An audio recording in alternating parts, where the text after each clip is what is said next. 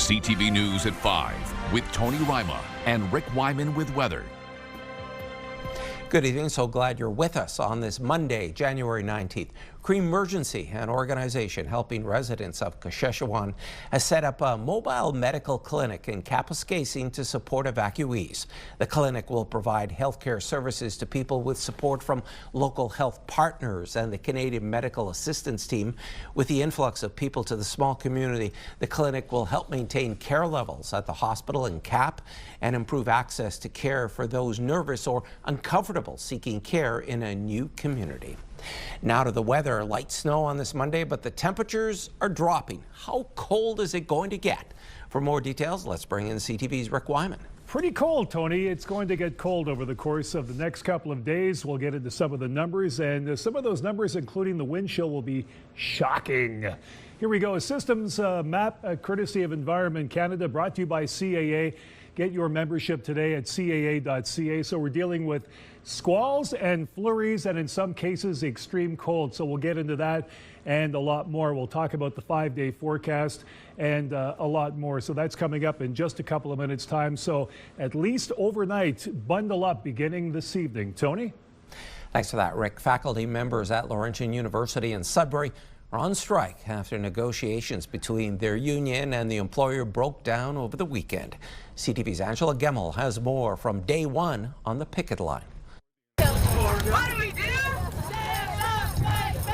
Hundreds of faculty, librarians and counselors walked the picket line in the cold, snowy weather after mediated talks reached an impasse. The members are ready to be there for how long it would take to reach a fair and equitable settlement. The union says during the insolvency process a few years ago, faculty made sacrifices to help stabilize the school. Now it's time for the Board of Governors to step up. In addition to the massive layoffs, we had significant wage rollbacks and our pension plan was decimated. So now that Laurentian University is financially stable and is doing quite well, actually, it's time for the Board of Governors to recognize these sacrifices. In a statement posted to its website, Laurentian University says it's tabled a fair offer. The university's proposed salary increases are beyond what is normative in the sector, and our offer includes improvements for LUFA members in key areas.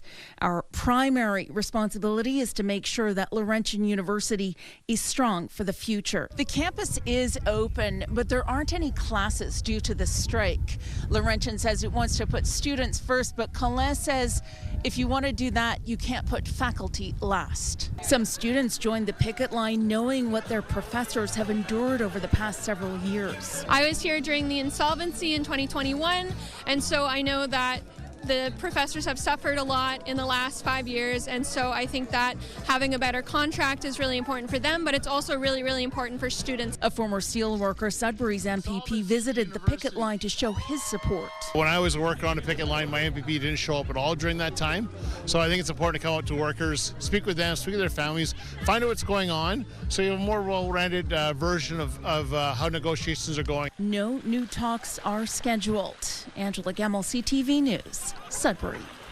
There's a renewed push by provincial police in the North Bay area to find a man who was reported missing more than 16 years ago.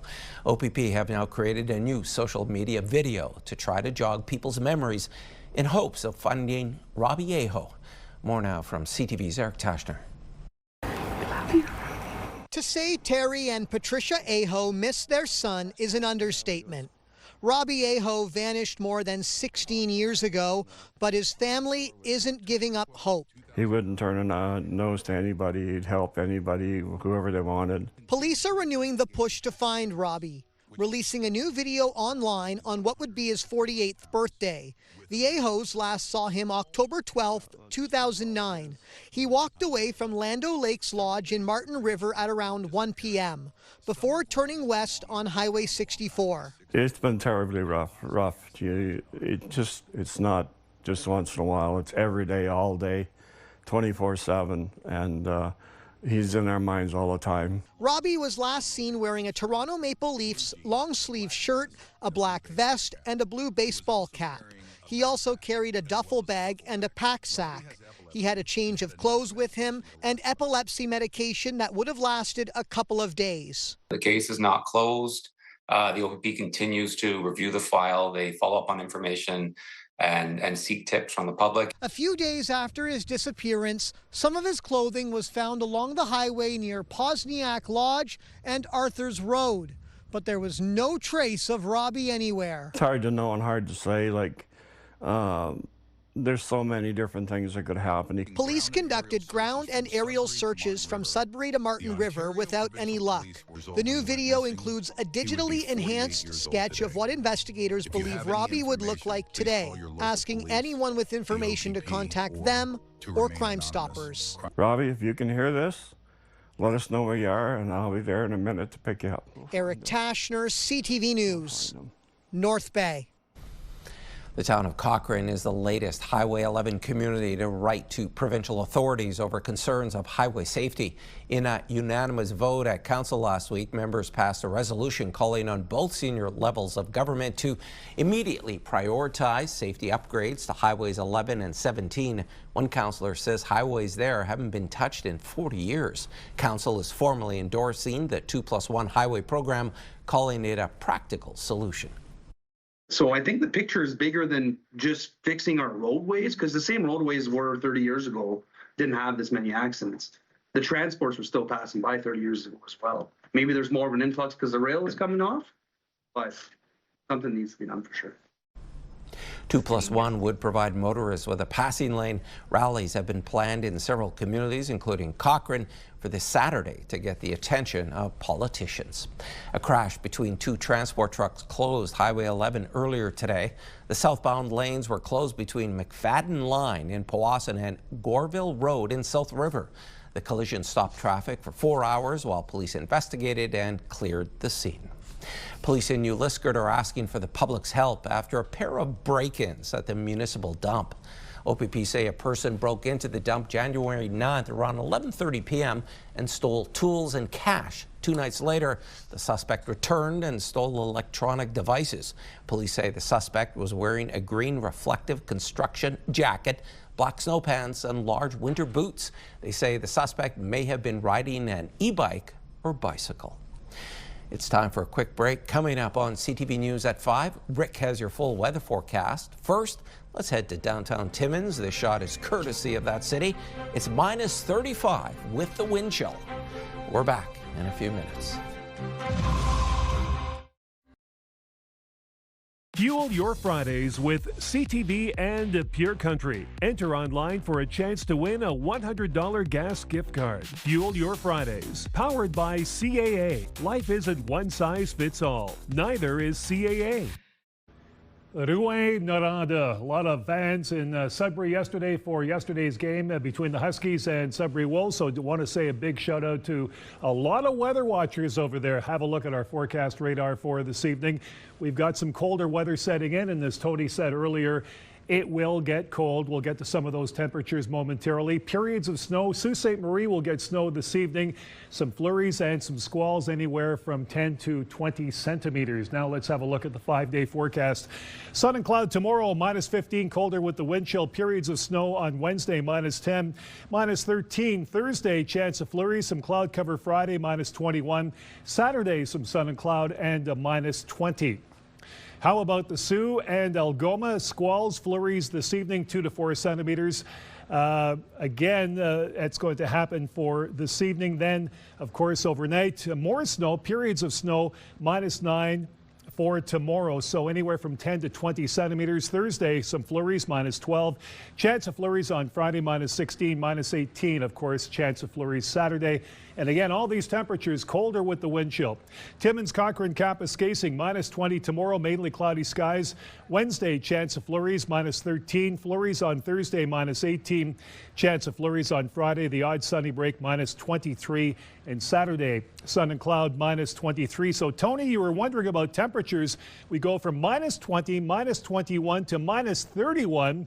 Overnight Thursday, minus 32 on Friday, minus 30 on Saturday. That's quite the streak of overnight weather. Temiskaming Shores and Kirkland Lake, some sun and cloud for tomorrow, -16. Periods of snow, -12 Wednesday. Flurries on Thursday, -15. Chance of flurries on Friday, -22 and -23 Saturday. Again, those overnight conditions, you go from -17, -29, -31, back to -29. Okay, a look now at North Bay, West Nipissing. Some sun and cloud tomorrow, -14. Periods of snow Wednesday, -9. As it warms up, then it cools down again. Chance of flurries Thursday, Friday, and again Saturday. Here we go with -19, but overnight -23, -28. And again, Tony, bang on. Colder weather coming to the northeast, so get ready for that. And the odd flurry squall to just make life interesting. Back to you. Thanks for that, Rick. A mining company in Timmins is evicting more than 70 mobile trailer owners from a park. And one long-standing tenant shared her frustrations with our Lydia Chubak. The guys that picked the trailer up, are they? In the dead of winter, Alexis Hodson-Turpin got the news she knew was possible, but never thought would come. Friday at 9:37, we got a knock on the door. An envelope was delivered with an eviction notice to the people of Fairway Village. In the middle of winter was a shock. She and her wife have lived in Fairway Village for 39 years. Over the decades, the mobile home park had several owners. Every time somebody came on, we asked the question, are you getting rid of us? This is the first company that I didn't ask. And it's kind of sad that I should have asked and I didn't. CTV News requested an interview with Discovery Silver, but the company provided a statement instead. It reads, Domain Limited plans to convert the Fairway Village location to non-residential use. This action is necessary as we plan additional growth initiatives that will contribute to job creation, new business opportunities for local suppliers, and investments in the Timmins community. Discovery Silver says it's providing just over 2 years of notice for people to decide how they want to proceed. We can't find out anything in the wintertime. We'd have to wait till the spring to find out. And whether they actually move this home. Discovery Silver tells CTV News it's also offering considerable compensation to the tenants, including the option of selling their mobile homes to the company. They would buy the trailer at a third-party cost, which probably would bring down the value of your trailer. They're offering us $10,000 to move out, but I don't think that's going to be enough for us. Hodson-Turpin says more than 70 people own homes in Fairway Village. I don't think they're thinking of all the seniors and the new young families that are moved in here that need to get their homes either moved or buy them out at a fair price, not a secondary or third person thing. It should be a fair thing. If you want your land back, then you take care of us and help us move the proper ways. The tenants of Fairway Village have until January 31st, 2028 to vacate the park. Lydia Chubak, CTV News, Timmins. It was an interleague game coming up on CTV News at 5. The Sudbury Wolves tangle with the Rouyn-Noranda Huskies, who came out on top. We are just days away from Bell Let's Talk Day. Health professionals say it's possible some of us may be dealing with seasonal affective disorder. Officials with the Canadian Mental Health Association say they have programs in place to help with different types of depression. A registered psychotherapist says it's important in cases of sadness that you give yourself grace. Because winter is so common and normal place in like Northern Ontario, I think we forget how much that impacts us and how difficult things can be in the winter. You have to wear more clothes, you have to drive slow, you have to clean off your car, and maybe if you're lucky you can like preheat it from your house, but other than that things are much more difficult. And then we're wondering why we're having worse moods and worse emotions and why we're struggling, but it's kind of a part of the season to be like a little bit more gentler with yourself. Sharkey says it's going to be hard. There's no cure for seasonal affective disorder. She adds it's about managing it and being more patient with ourselves. And Bell Let's Talk Day is Wednesday, January 21st, a national reminder for Canadians to prioritize their mental health. Organizers are hoping Canadians will join them in breaking down the stigma. More than a decade later, a locomotive is returning to Iroquois Falls. The locomotive was last used in 2014 when the paper mill shut down. CTV's Madison Merrier spoke with the company bringing it back.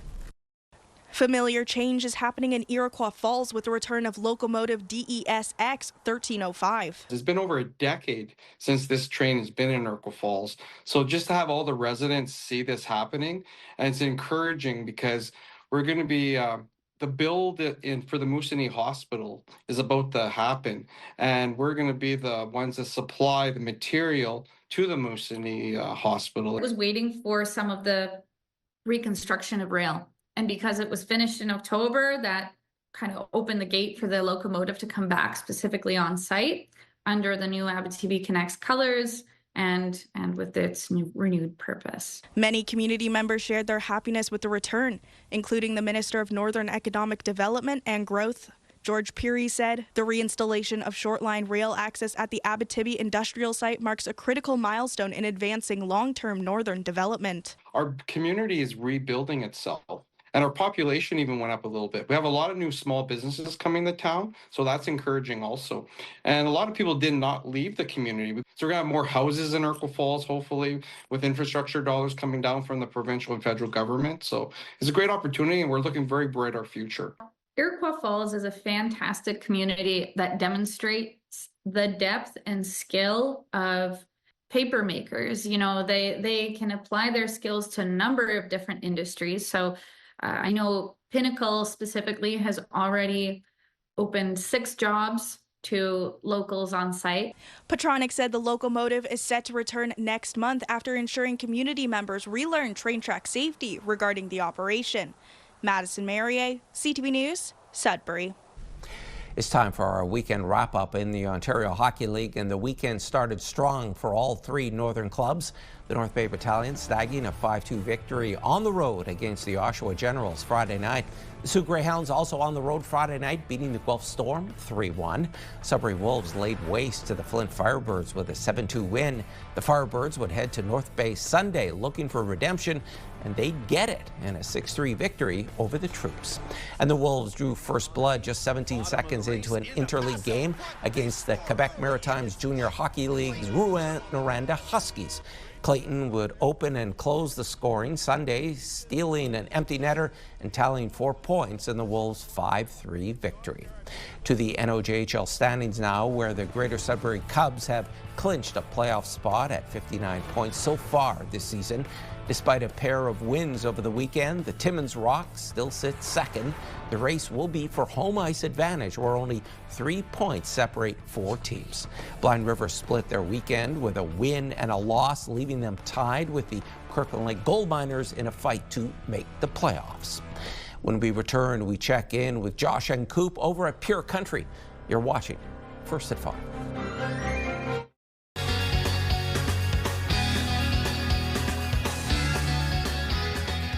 Pure Country Mornings with Josh and Coop. First and foremost, we've got some business to take care of as an ongoing contest. It actually continues for the rest of this month. Fuel Your Fridays is what we're calling it, giving away $100 in gas gift cards every single week. Latest winner, Stacy, congratulations. And hey, as this contest does continue, it's all powered by CAA, by the way. You can head to our website, purecountry917.ca, and enter. You never know, we could be contacting you next week, helping you out with fuel for your vehicle. We love having winners in the headlines, but country music, yeah, it's had a few headlines worth mentioning as well. This one a little bit scary. We're hoping this doesn't become a trend, but Cody Johnson, very big name in country music right now. He's actually been putting a cautionary tale out there for his fans and country music fans alike, basically warning them about the dangers of AI scams that are apparently using his name, his face, and his voice to try and sell tickets, so to speak. Yeah, his team says if something using his name or his face does not come directly from his verified accounts, please do not fall for it. That is just part of the fear that is coming out of AI when it comes to new scams that are hitting the airwaves. Yeah, especially with country musicians, right? That's crazy. You know, Brett Kissel had the exact same thing happen to him too. Also, speaking of country legends. Today is Dolly Parton's birthday. She's 80 years young today, which is wild. We've been learning so much about her earlier this morning. For example, you know her classic song called Jolene and I Will Always Love You? Two classics, right? They were actually written on the exact same day. I bet you didn't know that before.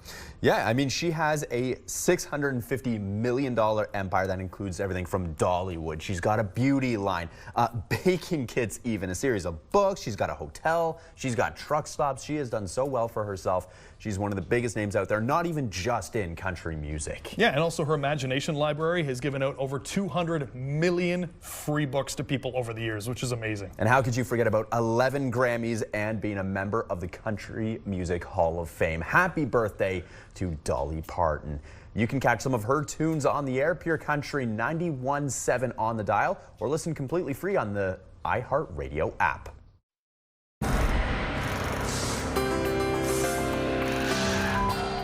Our first community close-up is from Sault Ste. Marie. On the weekend, elementary school students in the Algoma District School Board showed off their skills in a robotics competition. 39 teams and 150 students from 14 schools in the region competed in the event. Two randomly paired teams worked together rather than going head-to-head.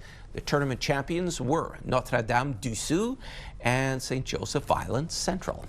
We are off to Manitoulin Island. Andrea Goslin of Caperel says she spotted a stream that was crystallized from the cold temperature.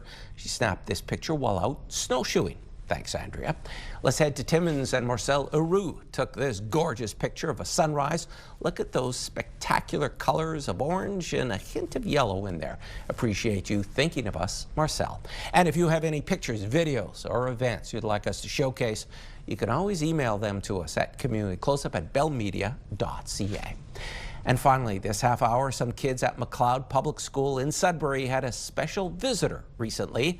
On Friday, two-time world champion curler Tracy Fleury was giving kindergarten students a lesson in the sport. Fleury says she also attended McLeod Public School as a child. The curler is heading to the Olympics next month in Milano Cortina as part of Team Canada and the Rachel Homan squad. Fleury's team has also won the last two Canadian Women's Curling Championships. Doesn't that look like fun? And there's more news for the North coming up at 6 o'clock. For now, continue watching as we hand things over to CTV National News.